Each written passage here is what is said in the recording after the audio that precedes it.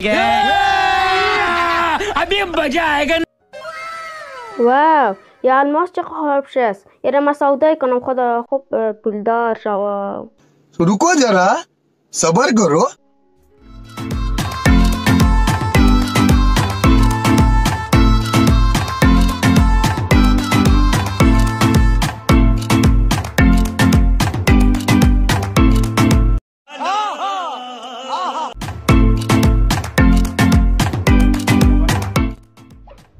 या अलमास बाहर कर दूं मामा.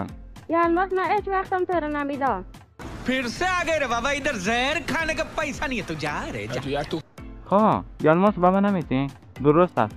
حال ما امروز جدیم ازت میگم.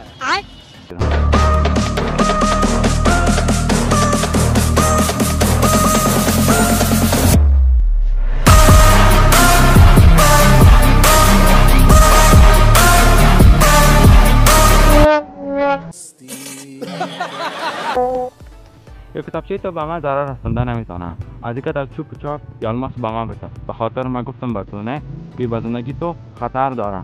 یعنی کش نمیتونه یا تو را کلان یک نفر تو میتونه. अच्छा हमको सिखा रही है. خدا بارکی کجا گیستی من پسر نقابدار هستم. با این خاطر البته گفتم نه. अबे जल्दी बोल. कल सुबह पनवेल निकलना. این سری الماس با من بده. درست است؟ وای تو پسر مقدر هستی بله. اول من تو رو نشناختم من نه تو که من دوست هستم. دوست تو هستی. با من بده. تشکر. با این خاطری وقت تو خطر داره. با این ما این وقت برام در موزیم میمانم و تو میخوای که مستمر قدرت پیدا کنی. پس درست است. بیو ما تو رو میفرم.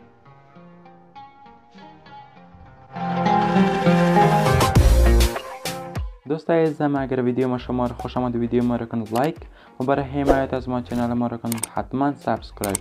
اگر میخواین که قسمت بعدیش از دست ندهین پس حتما زنگوله رو فشار بدهین و تا ویدیو بعدی همگیتون به خداوند یکتا و به همتا میسپارم.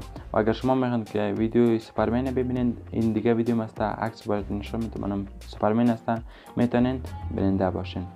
خدا حافظ.